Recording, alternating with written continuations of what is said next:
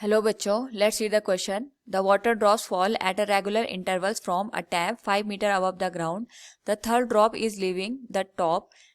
At the instant the first touches the ground, how far above the ground is the second drop at that instant? Here we have given 4 options. Now to answer this question, first we will discuss here the key concept, and here the key concept will be equation of motion. तो बात करें अगर हम यहाँ पे equation of motion की, तो हमारे पास 3 इक्वेशन ऑफ मोशन यूज होती हैं. That is v equals u plus minus g into t. हम यहाँ पे एक्सेलरेशन ड्यू टू ग्रेविटी के अंदर इक्वेशन ऑफ मोशन की यहाँ पे यूज करेंगे. It will be given as second equation of motion as s equals u t plus minus half g t square, and third one is v square equals u square plus minus 2 into g into h. Now यहाँ पे according to the question अगर हम understand करें तो हमारे पास जो water drop है वो टैप से गिरना स्टार्ट करती है. तो जैसे यहाँ पे थर्ड ड्रॉप लीव करना स्टार्ट करती है, जो फर्स्ट ड्रॉप है ये ग्राउंड तक पहुंच जाती है, और जो सेकंड ड्रॉप है ये इन बिटवीन कहीं पे सिचुएटेड होती है. तो इस कंडीशन को अगर हम यहाँ पे एनालिसिस करें तो हम ये समझ सकते हैं कि जो तीनों की तीनों ड्रॉप हैं ये रेगुलर इंटरवल के साथ यहाँ पे फॉल कर रही है, और यहाँ पे जो टैप की हाइट है वो 5 मीटर हमें दे रखी है. तो हम इसको इस तरीके से भी समझ सकते हैं कि थर्ड और सेकंड ड्रॉप के बीच का जो टाइम इंटरवल होगा हमारे पास वही सेकंड और फर्स्ट के बीच का टाइम इंटरवल भी हमें देखने को मिलेगा. यानी अगर ये टाइम इंटरवल यहाँ पे टी का है तो ये वाला टाइम इंटरवल भी यहाँ पे टी के बराबर होगा. तो सबसे पहले अगर हम यहाँ पे जो फर्स्ट ड्रॉप है उसको ग्राउंड तक पहुंचने में जितना टाइम लिया है उसको फाइंड आउट कर दें, तो यहाँ से हम ये फाइंड आउट कर सकते हैं कि इनके बीच का जो टाइम इंटरवल है वो कितना है. तो यहाँ से यहाँ अगर फर्स्ट ड्रॉप की बात करें, इसको पहुंचने में सपोज हमें यहाँ पे कैपिटल टी का टाइम लग रहा है, तो we will use here second equation of motion. तो so second equation of motion है, इसका यूज करके we can find out the value of capital T. It will be given as H equals u into T plus half g into T square. क्योंकि initial velocity 0 है, free fall का case है, और h की value हमें 5 metre के बराबर दे रखी है. So it will be half g की वैल्यू 10 हो जाएगी, and it will be multiply with t square. तो यहाँ से जो टी स्क्वायर की वैल्यू होगी it will be given as 1 second, और जो टाइम की वैल्यू होगी ये हमारे पास यहाँ पे 1 सेकेंड के बराबर निकल के आ जाएगी. यानी हमारे पास जो फर्स्ट ड्रॉप है उसको ग्राउंड तक पहुंचने में पूरे 1 सेकेंड का समय लगेगा.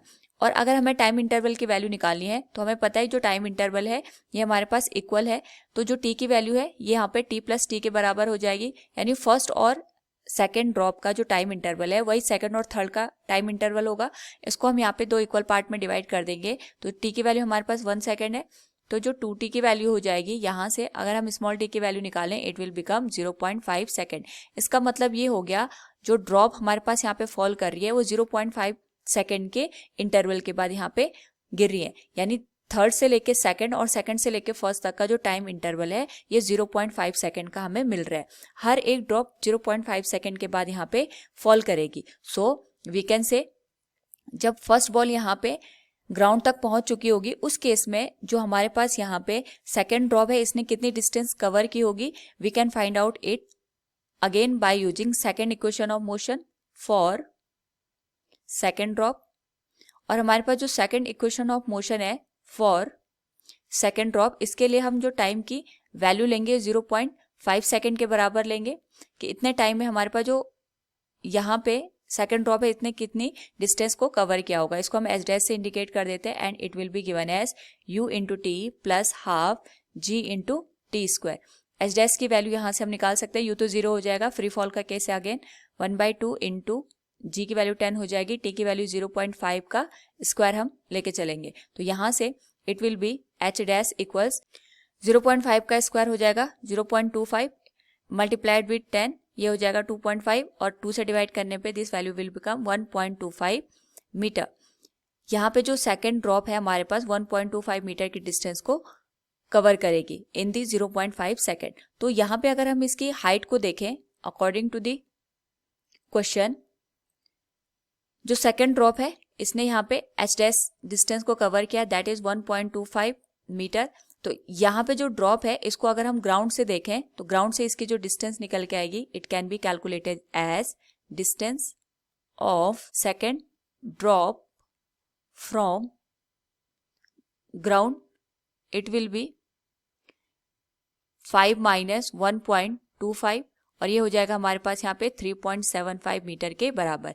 यानी जिस केस में सेकेंड ड्रॉप हमारे पास 3.75 मीटर के डिस्टेंस पे होगी, उतने ही टाइम में हमारे पास जो फर्स्ट ड्रॉप है ये ग्राउंड तक पहुंच जाएगी। So from the given question we can say how far above the ground is the second drop at the instant, it will be 3.75 metre. Option C will be the correct one. Hope all you understood it. Thank you and best of luck.